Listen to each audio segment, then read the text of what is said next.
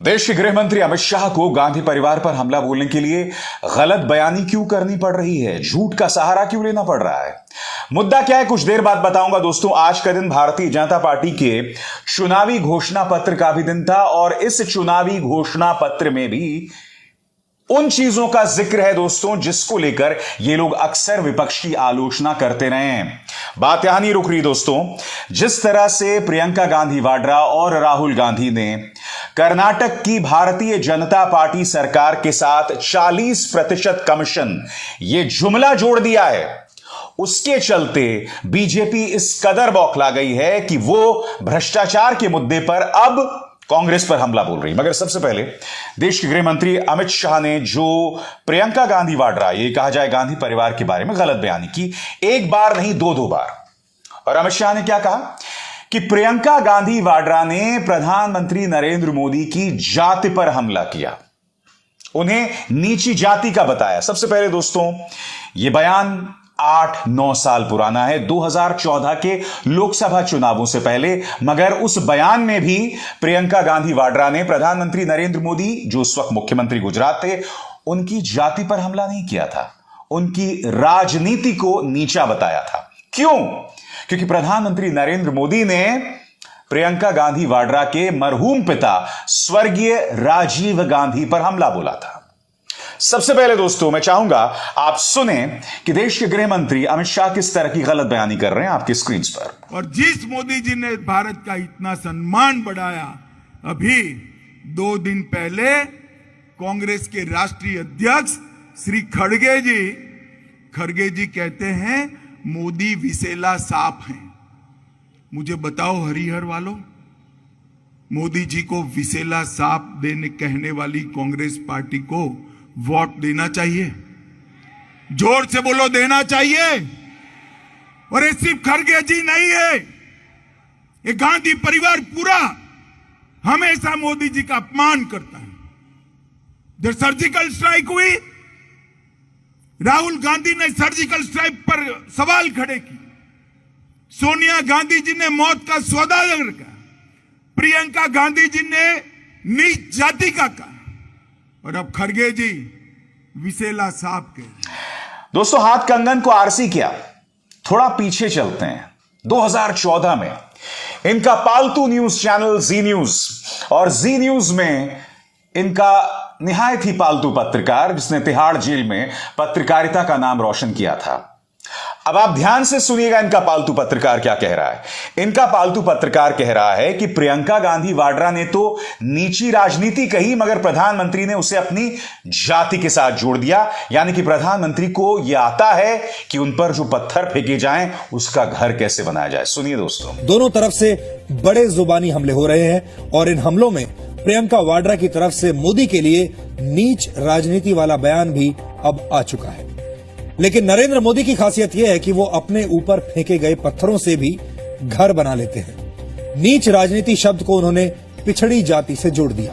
और बात यहां नहीं रुकती दोस्तों, मैं आपको बतलाना चाहूंगा प्रधानमंत्री ने जो बात प्रियंका गांधी वाड्रा ने कही भी नहीं थी उस वक्त 2014 में, इसे बेवजह का मुद्दा बना दिया था। सुनिए, और इसी कार्यक्रम में सुनिएगा कि दरअसल प्रियंका गांधी वाड्रा ने कहा क्या था। सुनिए। ये नीच की राजनीति है क्या? नीची जाति में पैदा होना ये गुनाह है क्या? अमेठी में मोदी ने राजीव गांधी पर हमला बोला था, जिसके बाद प्रियंका ने ट्वीट करके कहा था, इन्होंने अमेठी की धरती पर मेरे शहीद पिता का अपमान किया है। इनकी नीच राजनीति का जवाब मेरे बूथ के कार्यकर्ता देंगे। वहीं बीजेपी ने प्रियंका से माफी की भी मांग की है। जी हां, प्रियंका गांधी वाड्रा का बयान उस वक्त का जिसे आज अमित शाह उठा रहे हैं कर्नाटक के चुनावों में, वो दरअसल क्या था आपकी स्क्रीन पर।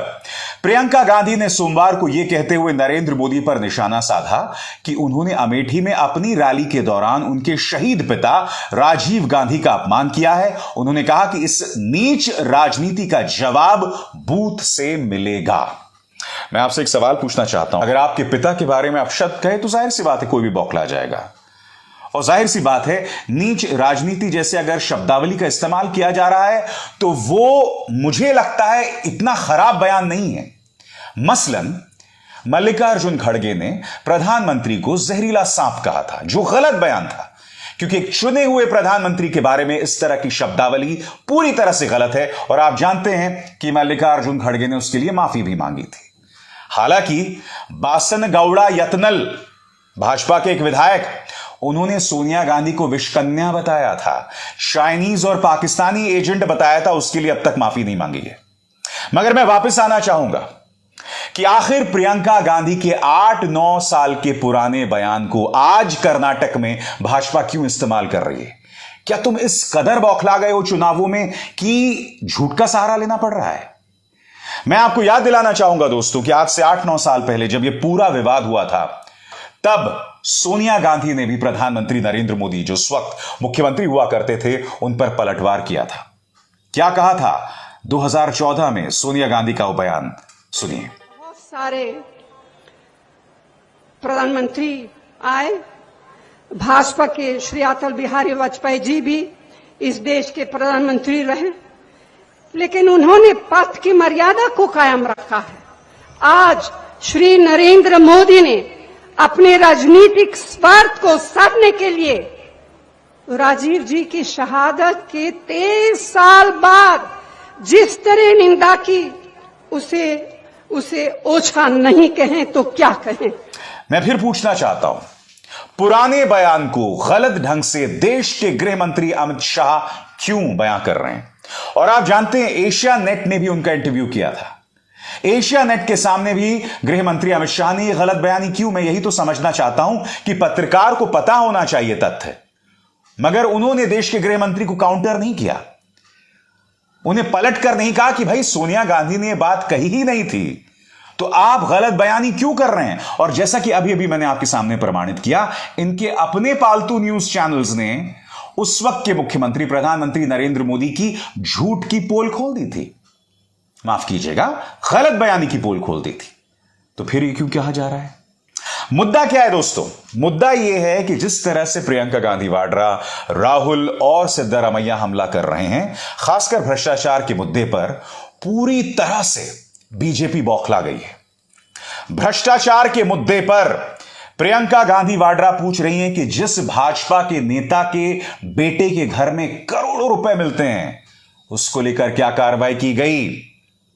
क्या ईडी पहुंची, सीबीआई पहुंची, इनकम टैक्स पहुंची? कोई नहीं पहुंचा। लगातार लोग 40% कमीशन की सरकार की शिकायत कर रहे थे, कोई एक्शन लिया गया? नहीं लिया गया। देखिए प्रियंका गांधी वाड्रा किस तरह से हमला बोल रही हैं। जो कॉन्ट्रैक्टर्स हैं आत्महत्या कर रहे हैं क्योंकि लूटे गए हैं। स्कूल के मैनेजमेंट कॉन्ट्रैक्टर एसोसिएशन प्रधानमंत्री को चिट्ठी लिखते हैं, कुछ नहीं होता। जितने भी भर्ती के आपके एग्जाम हैं, ये बेचारे बच्चे पढ़ते हैं एग्जाम के लिए, भर्ती के लिए एग्जाम करते हैं, जितने भी हैं उसमें लूट हो गई, घोटाले हो गए। इतना खुला भ्रष्टाचार हो गया है कि एक विधायक के बेटे के घर में 8 करोड़ रुपए कैश मिलता है, उस पे कार्रवाई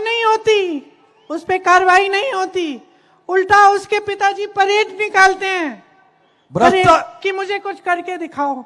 किसान आत्महत्या करते हैं, उन्हें दाम नहीं मिलते अपनी उपज की, नहीं मिलता। उल्टा जीएसटी लगती है हर चीज पे, डीजल पेट्रोल के दाम ऊपर हो गए, हर चीज पे, चाहे दवाई हो, चाहे आपके खाने की चीजें हो, चाहे किसान की जो चीजें हो, सब कुछ जीएसटी लगा के महंगा हो गया। कोविड की मरीजों को नहीं छोड़ा, स्कूल के बच्चों के अंडों को नहीं छोड़ा। आपकी सड़कों को बनाने के बजाय, आपके लिए स्कूल बनवाने के बजाय, अस्पताल बनाने के बजाय, आपके बच्चों को रोजगार देने के बजाय, किसानों को मदद करने के बजाय सिर्फ लूटा ही लूटा है। आपने तो सुना होगा कि शेगांव के एक किसान को रिश्वत देने के लिए अपने बैल लेकर जाना पड़ा, यहां तक कि जिसके पास पैसा नहीं है उसको अपनी बैल देनी पड़ रही है इन्हें। और जाहिर सी बात है दोस्तों, प्रियंका के इस बयान पर बौखलाहट समझ आ रही है और वाजिब भी है। अब मैं आपको बतलाना चाहूंगा कि प्रधानमंत्री नरेंद्र मोदी और भाजपा के अध्यक्ष जेपी नड्डा किस तरह से हमला बोल रहे हैं भ्रष्टाचार के मुद्दे पर। जबकि कर्नाटक में आप जानते हैं कि किस तरह से वहां की भाजपा सरकार 40% कमीशन के नाम से जानी जाती है। सुनिए प्रधानमंत्री ने क्या कहा था कल ही की अपनी रैली में। कांग्रेस भ्रष्टाचार में ही फलती फूलती है, इसलिए वो कभी भ्रष्टाचार के विरुद्ध कार्रवाई कर ही नहीं सकते। और सिर्फ प्रधानमंत्री नहीं दोस्तों, आपके स्क्रीन पर जेपी नड्डा, उनका कहना है, अंग्रेजी में बयान दोस्तों, उसका हिंदी में अनुवाद करूंगा। The leaders of Congress who are immersed in scams are talking about the issue of corruption. Multiple scams took place during the Congress rule in Karnataka. यहां पर जेपी नड्डा कह रहे हैं कि जब कर्नाटक में कांग्रेस की सरकार थी तब वहां बहुत सारे स्कैम्स हुए थे। केंद्र का भी जिक्र कर रहे हैं, मगर मैं जेपी नड्डा साहब से पूछना चाहता हूं, 9 साल हो गए केंद्र में, 5 साल हो गए आपको कर्नाटक में, आपने अब तक भ्रष्टाचार के मुद्दे पर कांग्रेस के नेताओं पर क्या कार्रवाई की है? बताइए बताइए। आपने प्रियंका गांधी वाड्रा के पति पर भी हमला बोला था, आप अब तक कोई एक्शन नहीं ले पाए, क्यों? क्योंकि हम सब जानते हैं कि रॉबर्ट वाड्रा ने उस वक्त के निजाम का फायदा जरूर उठाया था। अब वो भ्रष्टाचार था नहीं था वो मैं नहीं जानता हूं, कम से कम बीजेपी ये कह रही थी। अब तक कोई एक्शन क्यों नहीं लिया गया, मैं समझना चाहता हूं। कि तमाम चीजें सिर्फ जुमले थे, और जुमले और भी कई चीजें थे, खासकर जिस तरह से बीजेपी विपक्ष पर हमला बोलती है। मगर हमले से बचने के लिए अब वो राष्ट्रभक्ति का सहारा ले रही है, नेशनलिज्म का सहारा ले रही है। मसलन उत्तर प्रदेश के मुख्यमंत्री योगी आदित्यनाथ एक रैली में कहते हैं कि प्रधानमंत्री पर हमला देश पर हमला है। नहीं मुख्यमंत्री आदित्यनाथ जी, मैं नहीं जानता हूं कि आप किस सदी से आ रहे हैं। प्रधानमंत्री की आलोचना की जा सकती है, हां उन्हें गाली नहीं दी जानी चाहिए। सुनिए उन्होंने क्या कहा। भैया बहनों, प्रधानमंत्री का अपमान राष्ट्र का अपमान होता है। खड़गे जी कांग्रेस के अध्यक्ष होने के बावजूद प्रधानमंत्री जी के प्रति अपमानजनक टिप्पणी करते हैं, ये भारत का अपमान करते हैं, भारत की 140 करोड़ जनता का अपमान करते हैं। और इसलिए भारत का अपमान करने वाले किसी व्यक्ति को हमें स्वीकार नहीं करना चाहिए। और मैं मुख्यमंत्री आदित्यनाथ को याद दिलाना चाहूंगा कि प्रधानमंत्री नरेंद्र मोदी ने खुद महिला नेताओं के बारे में क्या क्या नहीं कहा। दीदी ओ दीदी, किस तरह से ताना कसा था। जर्सी काऊ, कांग्रेस की विधवा, और सबसे शॉकिंग शशि थरूर की पत्नी के बारे में, स्वर्गीय सुनंदा पुष्कर के बारे में क्या कहा था, 50 करोड़ की गर्लफ्रेंड। तो ये तमाम बयानात प्रधानमंत्री देते रहे हैं। लिहाजा मुझे ऐसा लगता है पहला पत्थर वो मारे जो शीशे के घर में ना रह रहा हो, नंबर 1, और जिसने कोई पाप ना किया।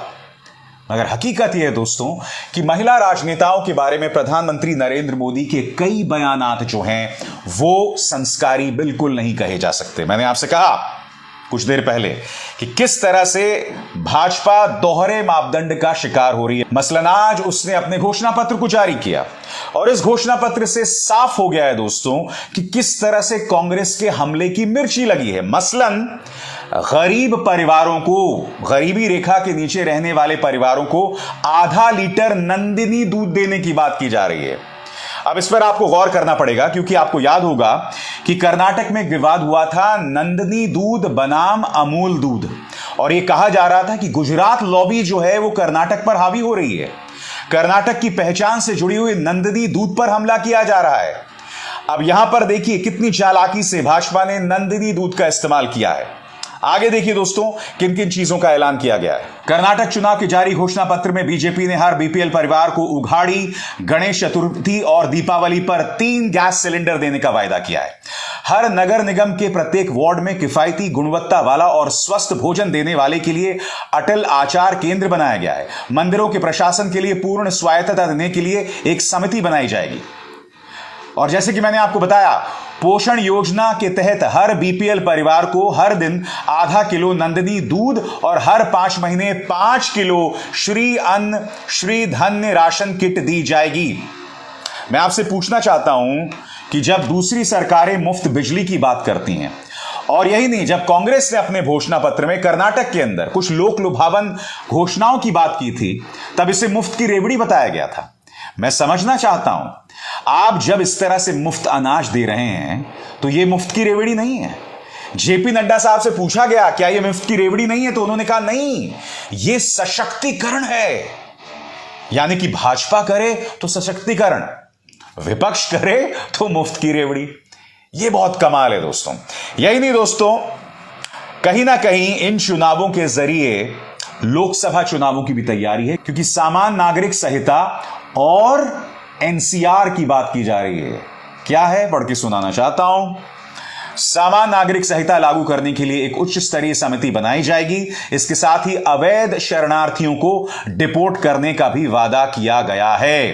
दोस्तों, अगर आप पूरे घोषणा पत्र पर देखें तो इसमें ढेरों लोक लुभावन योजनाएं हैं, मगर दिलचस्प बात यह है कि यहां पर यूनिफॉर्म सिविल कोड की बात की जा रही है। इसका मतलब क्या हुआ? इसका मतलब यह हुआ कि अगले 1 सालों में बीजेपी लोकसभा चुनावों से पहले इस मुद्दे को गर्म करने वाली है। एनआरसी की बात करेगी दोस्तों। एनआरसी की बात यानी कि आपको याद होगा उसके खिलाफ किस तरह से शाहीन बाग में सीएए को लेकर आंदोलन हुआ था। तो ये तमाम चीजें भारतीय जनता पार्टी की पोटली में हैं, जो वो निकाल रही है, और कर्नाटक चुनावों के जरिए कहीं ना कहीं लोकसभा के चुनावों को भी साधने की कोशिश की जा रही है। मगर एक बात तय है दोस्तों, चाहे भ्रष्टाचार का मुद्दा हो, चाहे गांधी परिवार के पुराने बयानों पर झूठ बोलने की बात हो, बीजेपी बुरी तरह से बौखला गई है और इन सवालों का जवाब स्वयं बीजेपी के नेता दें। अभिसार शर्मा को दीजिए इजाजत। नमस्कार।